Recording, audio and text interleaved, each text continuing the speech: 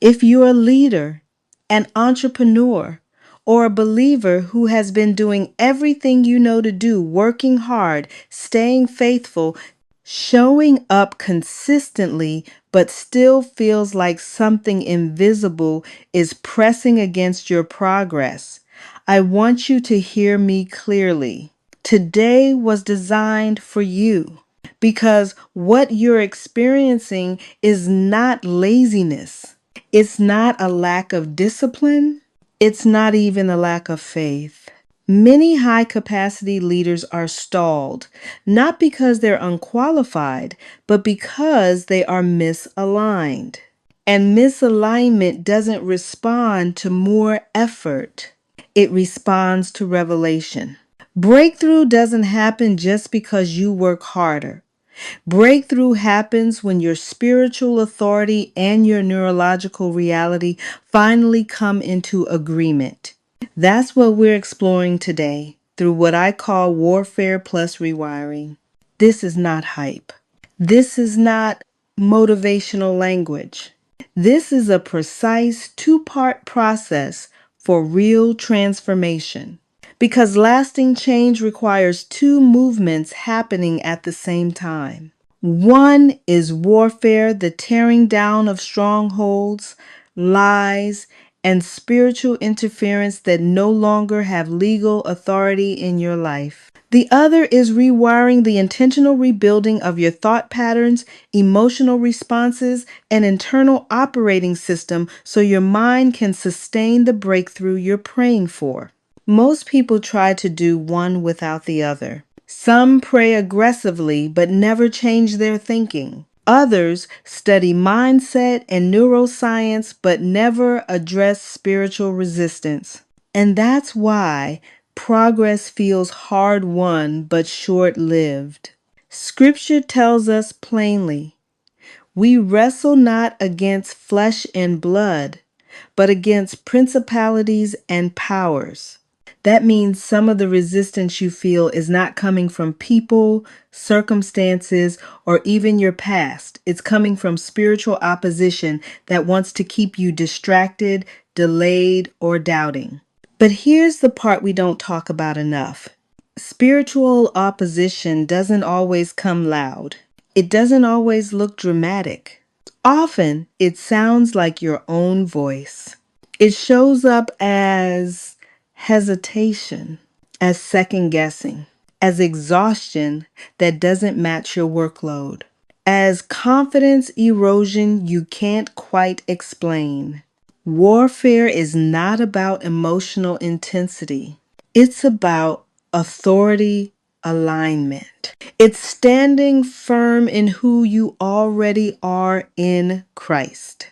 It's enforcing what heaven has already decided. It's canceling assignments that were never authorized to operate in your life in the first place. But here's where many sincere believers get stuck. They pray powerfully, then return to the same thought loops. They rebuke the enemy, then rehearse the lie. They declare victory, then plan from fear. And this is where rewiring becomes essential. To win this battle, we have to define the target clearly. The target is the stronghold. In the ancient world, a stronghold was a fortified structure built on high ground, reinforced over time, designed to keep invaders out. In the mind, a stronghold functions the same way. A stronghold is a well-defended belief that keeps truth out. It's not just a thought. It's a governing assumption, an internal rule, a filter through which you interpret opportunity, risk, calling, and identity. Strongholds don't form randomly. They form through a predictable, repeatable cycle. It begins with a trigger or trauma, a moment of pain, disappointment, rejection, or loss. Then a story attaches to that pain an interpretation of what the moment means. That story gets repeated, creating a neural pathway in the brain. And finally, agreement turns the thought into a fortress.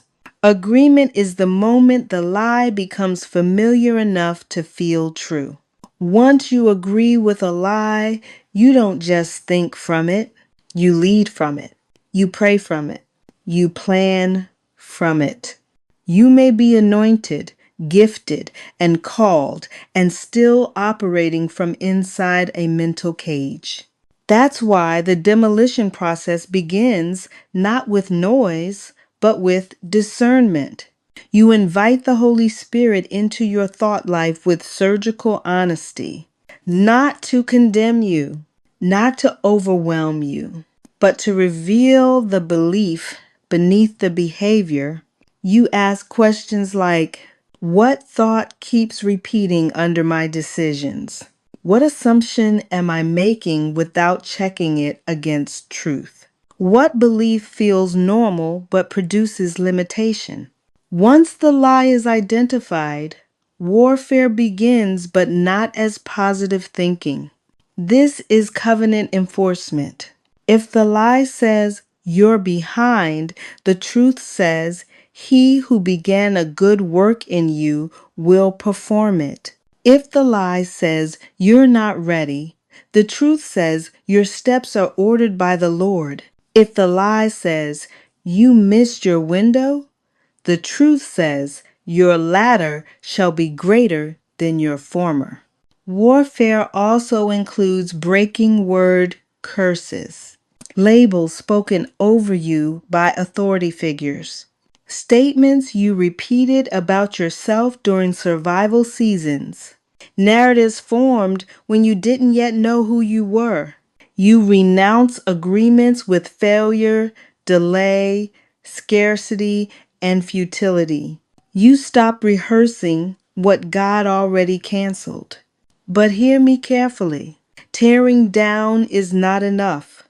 If you demolish a structure and don't rebuild, something else will move in. This is where rewiring becomes non-negotiable. Neuroscience calls this neuroplasticity, the brain's ability to change its structure and function through repeated focus and experience.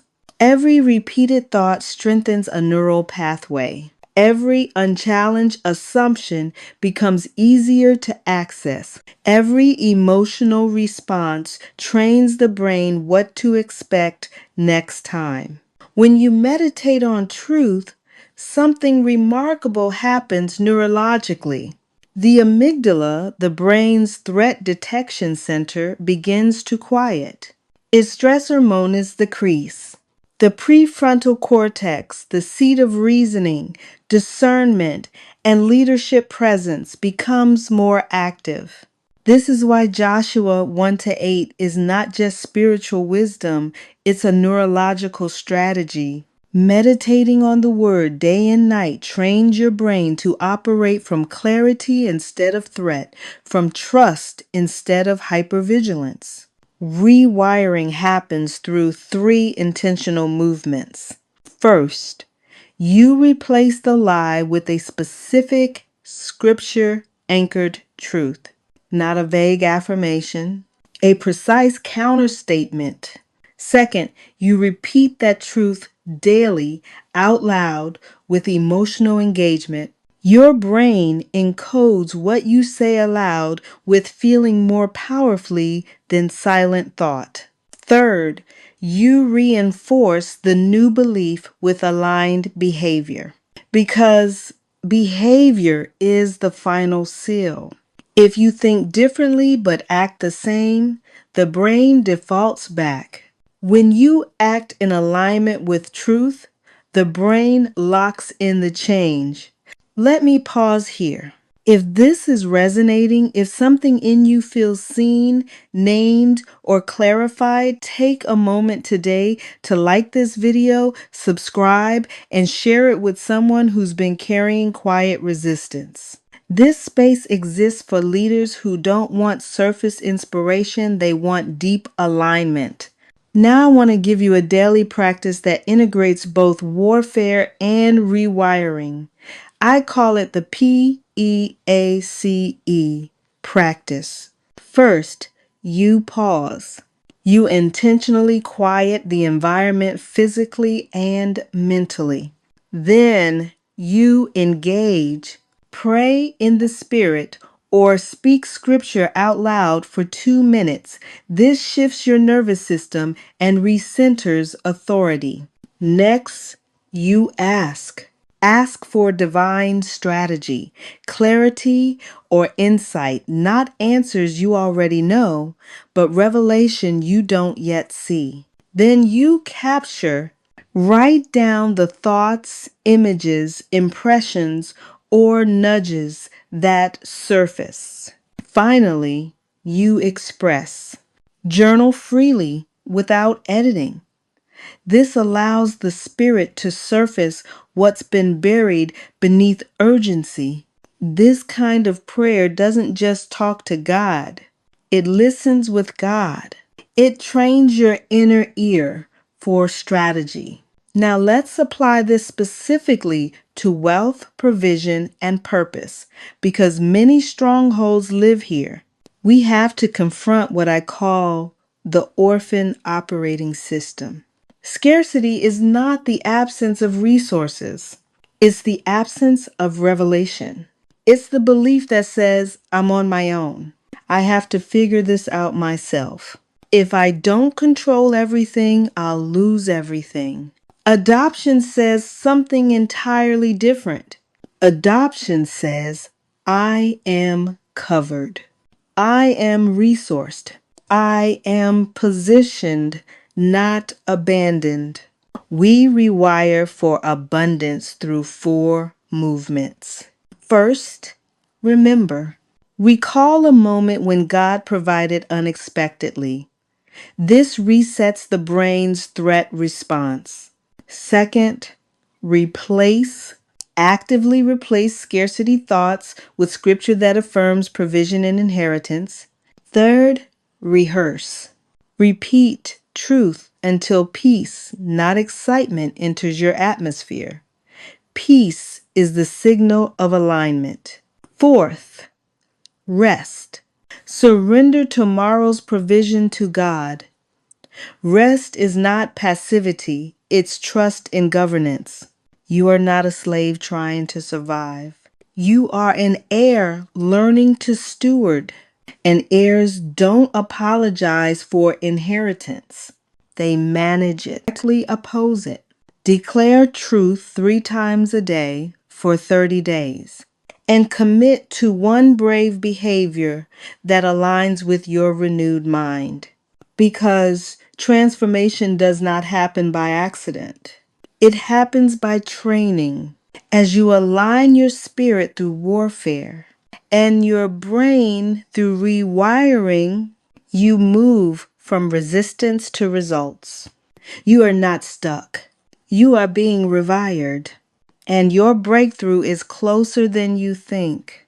If you want to go deeper, make sure you watch the rest of this series, download the free devotional linked below, and subscribe so you don't miss what's coming next.